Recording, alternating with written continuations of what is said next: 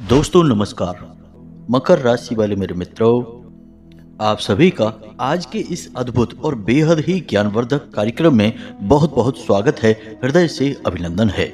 माता रानी आपकी हर मनोकामना पूरी करे और आपके हर बुरे और भले वक्त में आपके साथ रहें। दोस्तों, आप सभी जानते हैं कि इस महीने की 8 तारीख को शिवरात्रि है, लेकिन क्या आप यह जानते हैं कि शिवरात्रि पर भगवान भोलेनाथ आपसे क्या चाह रहे हैं, उनकी क्या मांगे हैं? यदि आपने भगवान भोलेनाथ की मांगे समझ ली, उन्हें पूरा कर दिया, तो आप यकीन नहीं मानेंगे कि आपके जीवन में वह सब कुछ होने लगेगा जो आपने कभी सपने में भी नहीं सोचा होगा। दोस्तों, हमने कई ऐसे प्रमाण देखे हैं जब किसी जातक विशेष को भगवान ने स्वयं राह दिखाई और उस जातक ने उस संकेत को समझ लिया और भगवान की मांग पूरी कर दी, या यूं कहे कि भगवान की विशिष्ट भक्ति कर ली, तो उसका जीवन इस प्रकार बदल गया जैसे कि कोयले की खदान में पड़ा हुआ कोई पत्थर हीरे के रूप में बदल जाता है। जी हाँ दोस्तों, जीवन का कोई मूल्य ही नहीं है यदि भगवान की कृपा जीवन में प्राप्त ना हो सके।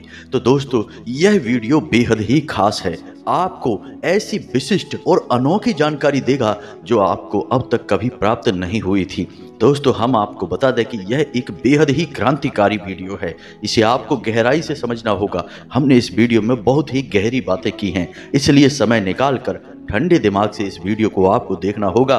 और इस वीडियो में बताई बातों को समझने के बाद जब आप उन बातों को अपने जीवन में उतारना शुरू करेंगे तो निश्चित तौर पर आप वे इंसान नहीं रहेंगे जो पहले थे। जी हाँ दोस्तों, आप पूरी तरह से बदल जाएंगे। तो दोस्तों, हमारा आपसे बस इतना कहना है कि वीडियो को पूरा देखना है, वीडियो में बताई गई हर एक बात को समझने की कोशिश करना है और इस सुनहरे मौके को बिल्कुल भी जाने नहीं देना है।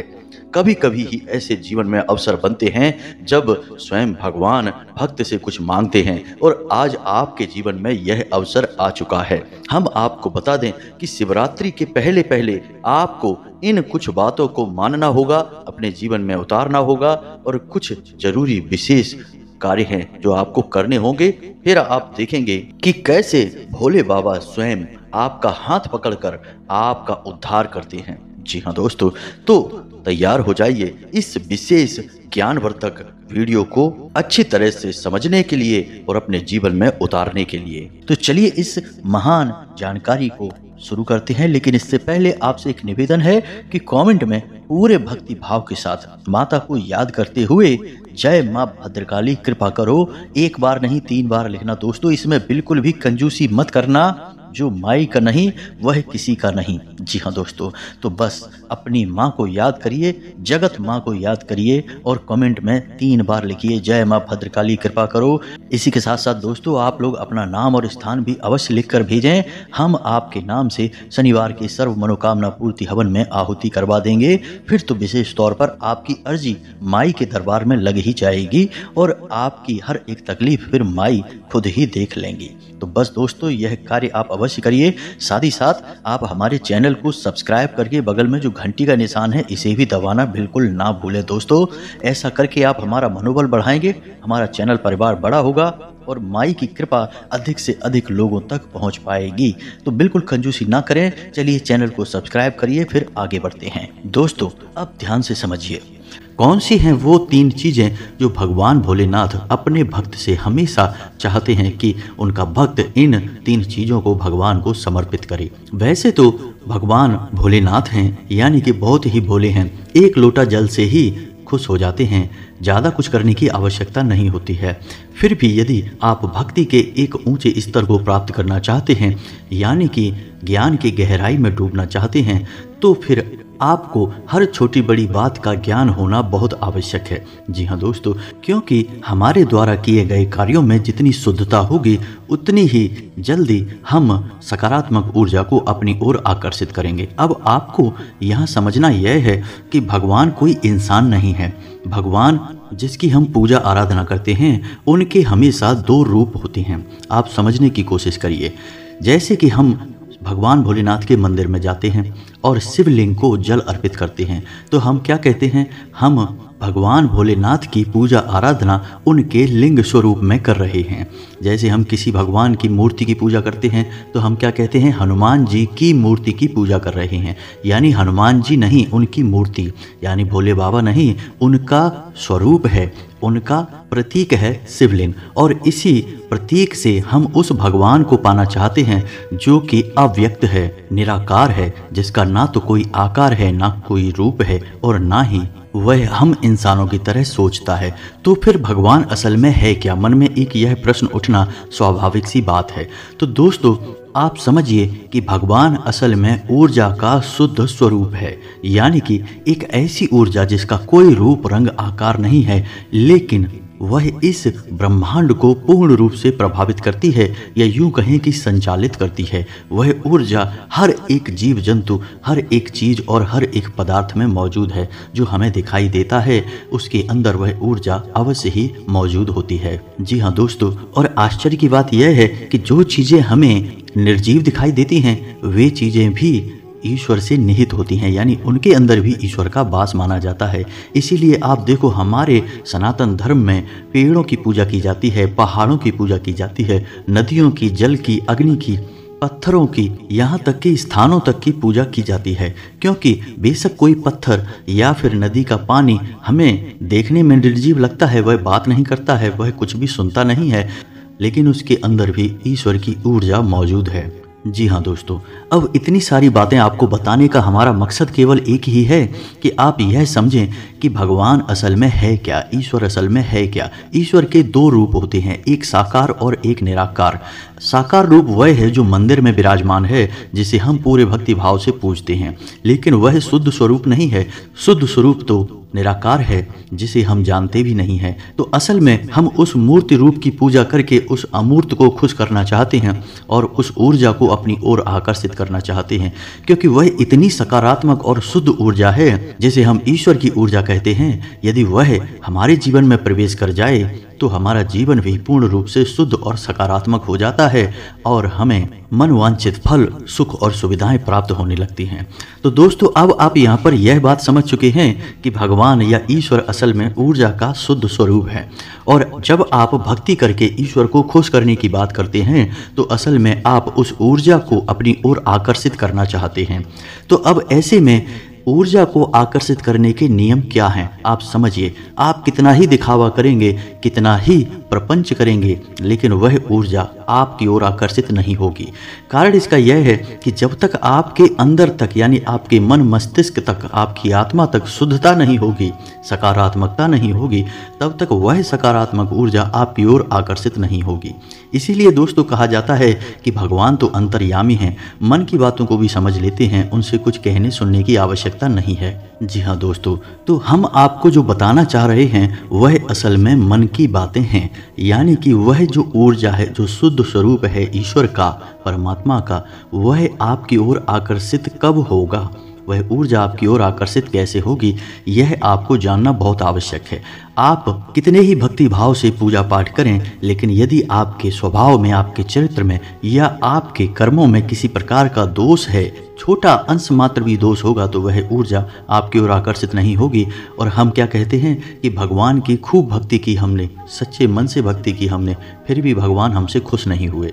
कारण इसका यही है दोस्तों कि हमें उन बातों के बारे में ज्ञान नहीं होता और हम केवल अंधी भक्ति करते रहते हैं और ईश्वर की कृपा के पात्र कभी नहीं बन पाते हैं। तो दोस्तों, आज के इस वीडियो से आपकी आंखें खुल जाएंगी, आपको एक अद्भुत ज्ञान प्राप्त होगा। तो ध्यान से सुनिए दोस्तों, 3 बातें जो भगवान भोलेनाथ आपसे चाहते हैं कि आप उन्हें पूरा करें या उन्हें भगवान को समर्पित करें। एक ही बात है दोस्तों। वे 3 बातें कौन सी हैं? पहला यम, दूसरा नियम, तीसरा संयम। जी हाँ दोस्तों, अब ये 3 चीजें क्या है? हो सकता है नियम और संयम से आपको कुछ समझ में आ भी गया हो, लेकिन यह यम क्या है? दोस्तों, हमारे शास्त्रों में यम का मतलब होता है संकल्प, तप यानी तपस्या। जी हाँ दोस्तों, तो भगवान चाहते हैं कि आप जब उनकी भक्ति में जाएं, यानी आप सच्चे मन से उनकी पूजा आराधना करें, उस समय आप किसी न किसी प्रकार का तप अवश्य करें। अब यह तप कैसे कर सकते हैं आप? तप का मतलब होता है कि आप किसी एक ऐसी चीज का त्याग करें जिससे आपको बहुत अधिक लगाव है। जी हाँ दोस्तों, कहने का मतलब यह हुआ कि आप अपनी एक ऐसी बुरी आदत को चुनें जो लगता है कि आपकी बहुत बुरी आदत है, आपको भी पता है इसके बारे में, लेकिन आप उससे दूर नहीं रह पा रहे हैं। जैसे कि आपको किसी प्रकार की नशा करने की आदत है, सिगरेट वगैरह, या फिर आप तंबाकू वगैरह खाते हैं, तो उसका त्याग करें। दोस्तों, यह वीडियो बहुत ही स्पष्ट है और हो सकता है कि इस वीडियो में बताई कुछ बातें आपको थोड़ी कठोर लगें। तो हो सकता है कि आपको थोड़ा सा झूठ बोलने की आदत हो, तो आप उसे त्यागें। जी हाँ दोस्तों, यही तप है। तप का मतलब यह नहीं कि आप जंगल में चले गए और एकांत में बैठ के भगवान का नाम ले रहे हैं। यह भी तप का एक रूप है, लेकिन आप गृहस्थ जीवन में रहकर, संसार के बीच रहकर भी तप कर सकते हैं। तो आप अपनी एक ऐसी इच्छा का त्याग करिए जो आपको लगती है कि गलत है, लेकिन आप उसके बिना रह नहीं पा रहे हैं। यदि आप इस इच्छा का त्याग कर देंगे तो यह एक तप की श्रेणी में आ जाता है। जी हाँ दोस्तों, तो आपको यम का पालन करना है। अब बात करते हैं नियम। तो दोस्तों, हमारे शास्त्रों में नियम को हमारे शुद्धता से जोड़ा गया है, यानी हमारे रोज के क्रियाकलापों से जोड़ा गया है। जैसे कि आपको ब्रह्म मुहूर्त में जागना है, ईश्वर का नाम लेना है, समय से स्नान आदि करना है, सूर्य को अर्घ्य देना है, और जो भी जीवन को शुद्ध रूप में जीने के विधि विधान हैं उन्हें आपको पूर्ण करना है। इसे ही नियम की पूर्ति कहते हैं। यानी कि जब आप भगवान भोलेनाथ की पूजा कर रहे हैं, तब ऐसा कभी नहीं होना चाहिए कि कोई दिन ऐसा गुजर गया आपका जिसमें आपने स्नान ही नहीं कर पाया, या फिर आप सूर्योदय के बाद जाग रहे हैं। यह बहुत ही अशुभ है और नियम के सख्त खिलाफ है। जी हाँ दोस्तों, तो जो शास्त्रों में जीवन को जीने की विधि है, विधान है, उनका आपको पालन करना है। और अधिकतर विधि विधान जो हैं जीवन को जीने के, वे हमारी शुद्धता से जुड़े हुए हैं। जब हम शुद्ध होते हैं तो हम ईश्वर की पूजा आराधना करने के योग्य बनते हैं, और तभी वह शुद्ध ऊर्जा स्वरूप ईश्वर हमारे जीवन में प्रवेश कर पाते हैं। जी हाँ दोस्तों, इसीलिए आपने यह बात तो सुनी ही होगी कि प्राचीन काल में हमारे ऋषि मुनि थे, वे ब्रह्म मुहूर्त में जाग जाते थे, स्नान आदि करके ईश्वर की आराधना में लीन रहते थे और शुद्धता के संपूर्ण नियमों का पालन करते थे। इसीलिए उन्हें ईश्वर के सबसे नज़दीक माना जाता था। लोगों को जब जीवन में अड़चनें आती थीं, परेशानियां आती थीं, तो लोग ऋषि मुनियों की शरण में जाकर उनसे सलाह करते थे, तब जीवन की सही राह खुलती थी। तो आपको भी नियम का पालन करना बहुत ही आवश्यक है। जीवन भर नहीं कर सकते तो कम से कम जब तक आप भगवान की भक्ति कर रहे हैं, कोई विशेष साधना कर रहे हैं, जैसे आप सावन में शिवलिंग पर जल अर्पित करने का आपने संकल्प लिया, तो असल में आपने एक साधना शुरू की है। तो इस दौरान जब तक आपका यह संकल्प चलेगा, यानी सावन के महीने चलेंगे, तब तक आपको नियम का पूर्ण पालन करना होगा। जी हाँ दोस्तों, अब बात करते हैं तीसरा जो भगवान आपसे चाहते हैं, वह कौन सा कार्य है? वह कार्य है संयम। अब संयम क्या है दोस्तों, आप इसे समझने की कोशिश करिए। जब आपको गुस्सा आ रहा है, आपने गुस्सा नहीं किया। जब आपको कुछ विशेष खाने का मन है और आप जानते हैं कि यह ठीक नहीं है, जैसे कि नॉन वेज वगैरह या फिर अत्यधिक तीखा, मसालेदार, लहसुन प्याज युक्त भोजन आपको खाने का मन है लेकिन आपने नहीं खाया, तो इसे कहते हैं संयम। ब्रह्मचर्य का आपने पालन किया। दोस्तों, आप याद रखना कि सनातन धर्म में आप किसी भी प्रकार की साधना कर लें, चाहे वह छोटी से छोटी साधना हो और बड़ी से बड़ी प्रचंड साधनाएं क्यों ना हो, हर एक साधना की पहली मांग ही ब्रह्मचर्य होता है।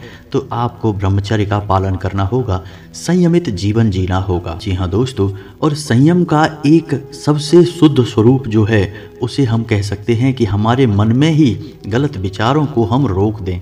ऐसा नहीं है कि हमारे मन में गलत विचार आए ही ना, यह बात कहना गलत होगा। इंसान होने के नाते हमारे मन में कई प्रकार के विचार आते हैं, कुछ अच्छे और कुछ बुरे। तो जो हमारे मन में गलत विचार आए तो हम उन्हें छेड़ें ही ना, बस उन्हें हम जहाँ के तहाँ रोक दें और उसके बाद हम उन विचारों पर मनन ना करें और हम ईश्वर की भक्ति में लीन रहें, ईश्वर का नाम लेते रहें, जिससे हमारा चित्त शांत और शुद्ध रहता है। ऐसे में आप संयम का पूर्ण पालन कर रहे हैं। तो जब आप संयम का पूर्ण पालन करेंगे तो आपका चित्त शांत और शुद्ध रहेगा और सकारात्मक ऊर्जा बढ़ने लगेगी आपके मन में, आपके आसपास के वातावरण में। दोस्तों, विज्ञान भी अब इस बात को मानता है कि हर एक इंसान के शरीर के आसपास एक ऊर्जा क्षेत्र होता है जिसे इलेक्ट्रोमैग्नेटिक यानी विद्युत चुंबकीय क्षेत्र कहा जाता है। और हमारा आध्यात्म में इसे बहुत पहले से मानता चला आ रहा है कि इंसान के शरीर के आसपास ऊर्जा का एक क्षेत्र होता है। तो जब इंसान की विचारधारा किसी प्रकार से अशुद्ध हो जाती है, सही नहीं होती है, तो यह ऊर्जा क्षेत्र भी प्रदूषित हो जाता है और सिकुड़कर छोटा हो जाता है। ऐसे में इंसान का जीवन बड़ा कठिन हो जाता है। उसे जीवन में तमाम छोटी बड़ी परेशानियां घेरे रखती हैं और उसके विचार हमेशा नकारात्मक ही रहते हैं। जी हाँ दोस्तों, और जब इंसान यम, नियम और संयम का पूर्ण पालन करता है, ईश्वर का नाम लेता है, तो वह अपने इस ऊर्जा के क्षेत्र को बहुत शुद्ध कर लेता है। और जैसे जैसे यह ऊर्जा का क्षेत्र शुद्ध होता जाएगा, यह बड़ा होता चला जाएगा। जी हाँ दोस्तों, और ईश्वर की उस शुद्ध सकारात्मक सर्वोपरि ऊर्जा को अपनी ओर आकर्षित करने लगेगा। तभी हम कहते हैं कि भगवान का आशीर्वाद प्राप्त होने लगा है, किस्मत खुलने लगी है, भाग्य साथ देने लगा है। अब हर काम को करें उसमें सफलता प्राप्त हो जाती है। मिट्टी को भी छू लें तो सोना बन जाता है।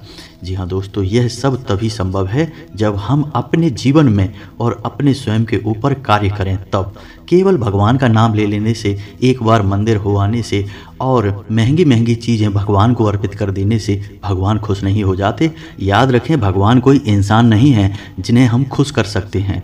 हमारी इतनी ताकत कहाँ, यानी इंसान की इतनी शक्ति कहाँ कि वह भगवान को खुश कर दे या भगवान को दुखी कर दे। यह तो बिल्कुल वैसा ही होगा दोस्तों कि कोई आपसे कह रहा है कि एक दीपक जलाइए और सूरज को रोशन कर देंगे, और दीपक बुझ गया तो सूरज भी बुझ जाएगा। क्या ऐसा संभव है? जी नहीं दोस्तों।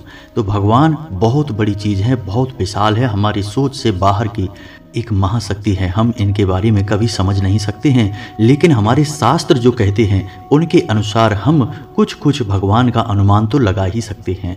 तो दोस्तों, आज के इस वीडियो में हमने आपको जो जानकारी दी है, उस जानकारी का यदि आप अपने जीवन में उपयोग करते हैं तो आपका जीवन पूर्ण रूप से बदल जाएगा, इस बात की हम गारंटी देते हैं।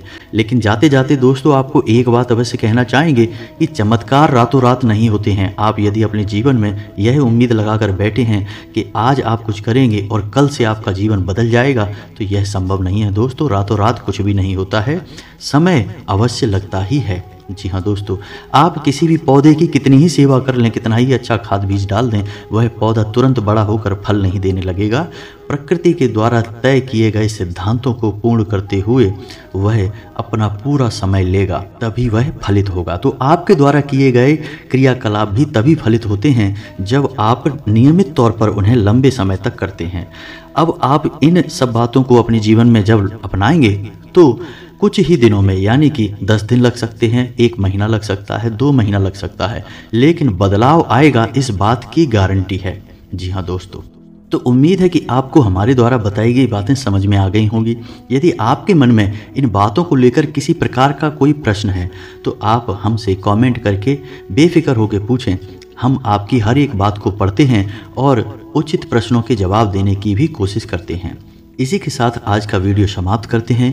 कमेंट में पूरे भक्तिभाव के साथ जय माँ भद्रकाली, कृपा करो, ओम नमः शिवाय, कृपा करो भोलेनाथ अवश्य लिखें। भोलेनाथ की, माँ भद्रकाली की आपके ऊपर पूरी कृपा होगी। मिलते हैं अगले ज्ञानवर्धक वीडियो में, तब तक के लिए धन्यवाद। जय माता की।